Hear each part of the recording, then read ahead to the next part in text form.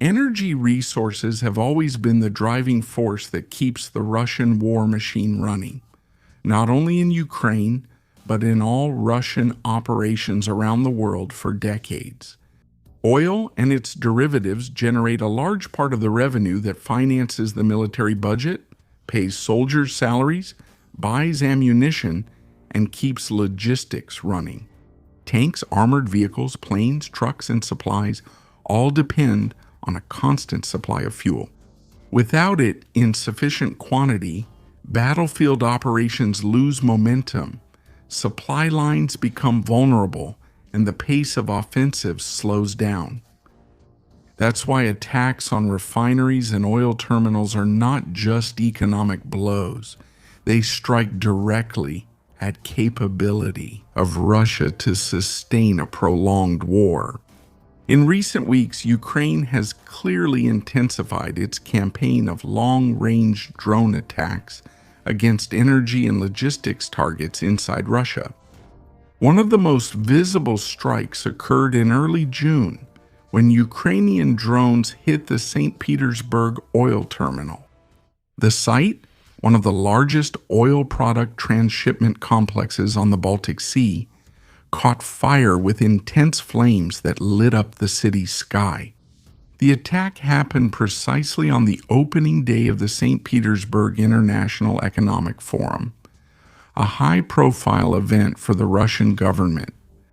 Satellite images showed several damaged storage tanks and a column of black smoke visible from miles away. In addition to the terminal, naval facilities in Kronstadt were also hit, including a warship that caught fire. A few days later, the escalation continued. Ukrainian drones carried out heavy attacks against Moscow. The capital's oil refinery was hit more than once in a short period of time, with confirmed fires, leading to interruptions in operations. The attacks affected not only production, but also triggered alerts, warnings at airports, and disruptions in the region's air traffic. Other Russian oblasts felt the impact.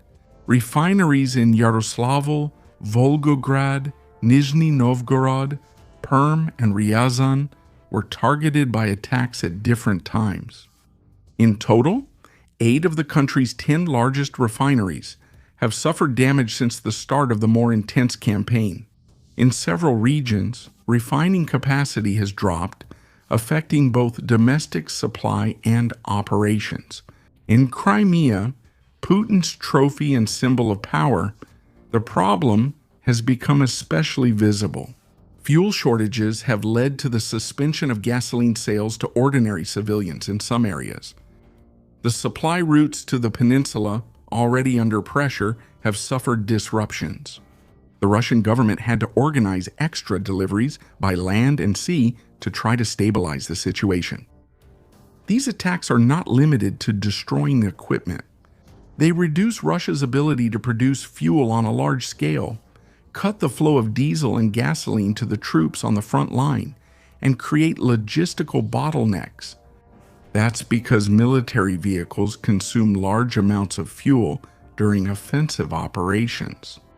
To get full access to this video and watch exclusive videos that aren't available to the public, become an exclusive channel member for just 7 rays and 99 centavos per month. When refineries operate below capacity or stop for repairs, the effect spreads to the battlefield. Western analysts note that the Ukrainian campaign has helped slow down the pace of Russian forces in some sectors of the front line. On June 28, Putin gathered officials and executives from the energy sector at the Kremlin.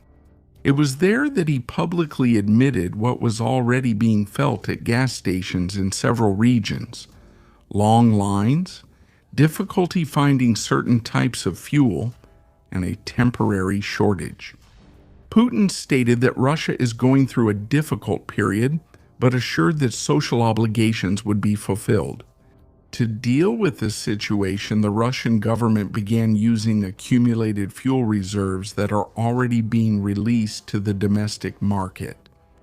Even with the use of these reserves, gasoline stocks remain close to the levels recorded in the same period last year, around 1.7 million tons, with a small reduction of about 4%. Putin detailed the ongoing measures, the maintenance work, and that the largest refineries are operating at maximum capacity.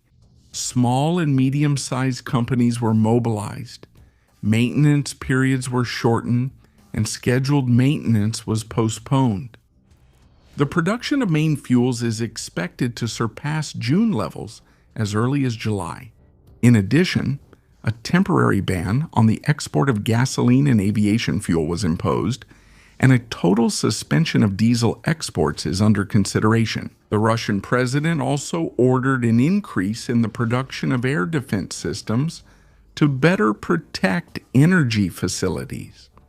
Putin downplayed the impact on the fighting, stating that the Ukrainian attacks do not affect the situation on the front line, and that Russia will not allow the adversary to create favorable conditions for negotiations on their terms.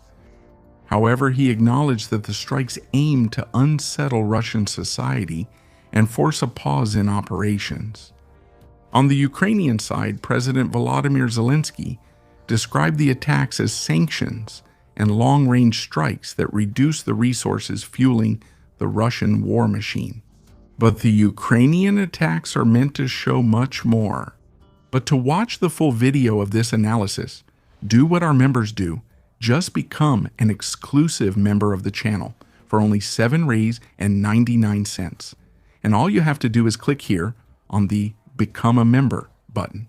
If you've watched up to this point, leave your opinion in the comments about how these attacks on energy infrastructure could influence the coming months of the conflict. Turn on notifications so you don't miss the next videos.